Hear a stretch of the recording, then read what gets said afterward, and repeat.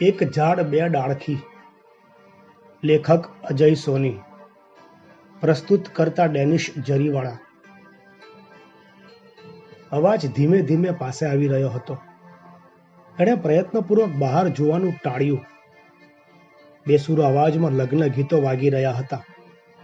સ્મિતા માટે હંમેશા આવા અવાજો અસહ્ય થઈ પડતા. તેમાં આજે જ્યારે એની બહેનપણી નેહા આવે છે ત્યારે આ અવાજો જુદો જ ભાવ જગાવે છે. વરઘોડો પસાર થઈ ગયો તે પછી સ્મિતા બહાર આવી. રસ્તાના બંને છેડે જોવા લાગી. એક બાજુથી વરઘોડો જઈ રહ્યો હતો અને બીજી તરફથી નેહા આવવાની હતી. બંને ઘટનાઓની વચ્ચે સ્મિતા સ્થિર મને ઊભી હતી.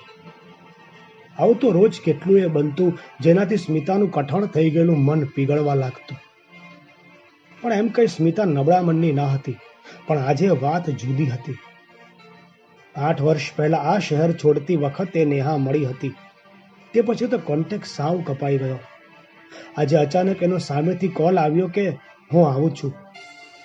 સ્મિતા એક ચોટ તો રાજી થઈ, પછી પૂરની પેઠે પાછલી વાતોમાં તણાવા લાગી. કોલેજમાં સાથે ભણતા ત્યાંથી લઈને નેહાના પ્રિયમ સાથે લગ્ન થયા ત્યાં સુધીનું બધું એક સાથે એના ચિત્ત પર પથરાતું ગયું.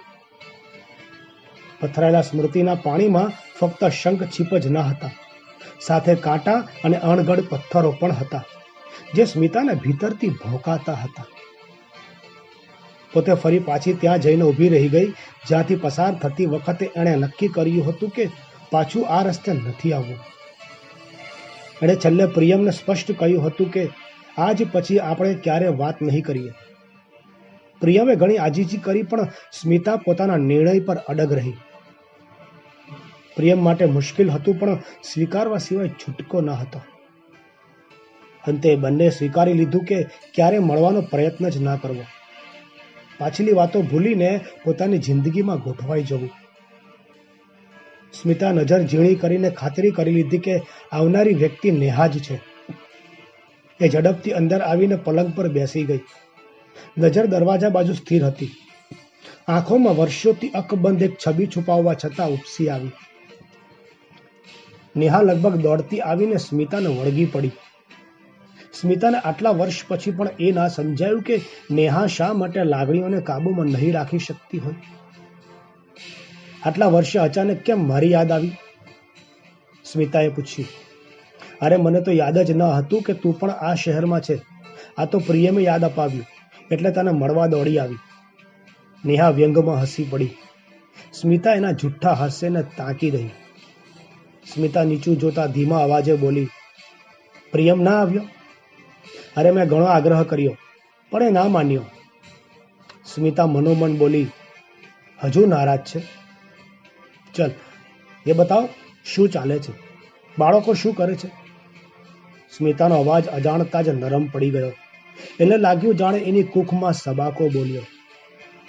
બંને બાળકો ઇંગ્લિશ મીડિયમમાં ભણે છે. હું સ્માર્ટ મોમની જેમ એમની પાછળ દોડતી રહું છું. ઘર, tuition, school, extra classes, picnic. પછી સ્માર્ટ વાઇફ બનવાની જરાય શક્તિ નથી રહેતી. રોજની જેમ દિવસો પસાર થઈ જાય છે. કાંઈ નવું નથી બનતું. પ્રિયમ ઓફિસમાં બિઝી રહે છે, હું ઘર અને બાળકોમાં. ક્યારે વિચાર આવી જાય છે કે તારી લાઈફ કેટલી સરસ. કોઈ રોકટોક નહીં, કોઈ કહેનારું નહીં, મરજી પડે તે કરવાનું. નેહા સ્મિતાના ઘરની નાનકડી બારીમાંથી દૂર જોઈ રહી હતી. જ્યારે સ્મિતા એના ચહેરા પર દેખાતા આભાસી સુખની રેખાને જોઈને હિજરાયા કરતી હતી. સો તારો શું વિચાર છે? આમ જ કરમાઈ જઈશ કે પછી ડાળે વળગીશ કે પછી? નેહાએ આંખ મિચકારી. ડાળે વળગવું હોત તો ક્યારની વળગી ગઈ હોત અને ફળ પણ આવી ગયા હોત. કોલેજમાં તું અને હું હોટ ફેવરિટ હતા. એ તું ક્યાં નથી જાણતી? તારો પ્રિયમ એક જમાનામાં મારા પર ફિદા હતો. એ તો તને ખબર જ છે. હા, એ તો પ્રિયમ પણ ઘણીવાર મજાકમાં મને સંભળાવી દે છે. પછી કહે પણ ખરો કે સ્મિતાએ સાથ ના આપ્યો હોત તો આપણે ના મળી શક્યા હોત. તો તમારા નસીબ બંનેના જોર કરતા હતા. હું વળી કોણ સાથ આપનારી? ના, એવું નથી. હું પણ માનું છું કે તારા સપોર્ટ વગર અમે ના પરણી શક્યા હોત.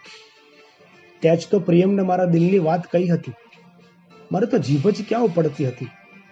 ત્યારે જો મને પ્રિયમ ના મળ્યો હોત તો હું અત્યારે જીવતી જ ના હોત. મારા ઘરવાળાને પણ ત્યાં જ મનાવ્યા. નહીતર એ લોકો તો મને કોઈ મનોજ કુમારના ઘરે વળગાડવા તૈયાર થઈ ગયા હતા. જેટલું જલ્દી કોઈ વાતને ભૂલતા શીખીએ એટલા જલ્દીથી સુખી થઈએ. હું એકલી રહેવા જ જન્મી છું અને એકલી જ મરી જવાની છું. હવે કોઈ જંજાળ નથી જોઈતી. જોબ છે, આ ઘર છે, બીજું શું જોઈએ જીવવા માટે? સ્મિતા બોલીને પોતે જ વિચારમાં પડી ગઈ. બંને થોડી વાર સુધી વાતો કરતી રહી. પછી નેહા ઊભી થઈને બહાર આવી અને દરવાજે વળાવતી વખતે સ્મિતાના ગળે ડૂમો બાજી ગયો, જાણે પ્રિયમ ફરી પાછો જઈ રહ્યો હોય. એ દોડતી અંદર આવીને પલંગ પર ફસડાઈ પડી. ને ના વિચારવું હતું તેમ છતાં વિચાર આવી ગયો. નેહા, તું જેના પર ફિદા હતી એ પ્રિયમે મને લગ્ન માટે પ્રપોઝ કર્યું હતું. એ વાત હજી તું જાણતી જ નથી. તું પ્રિયમને મેળવવા મરી જવા તૈયાર થઈ હતી. ત્યારે જો પ્રિયમને મેં એવું ના કહ્યું હોત કે હું મા બનવા અક્ષમ છું તો એ તને ક્યારેય ના સ્વીકારત. અને એ જૂઠાણું સાચું પાડવા હું હજી પહોંચી જ નથી. આંખમાંથી આંસુ વહી રહ્યા હતા. આંસુની આછી ધાર બેડશીટને ભીંજવી રહી હતી.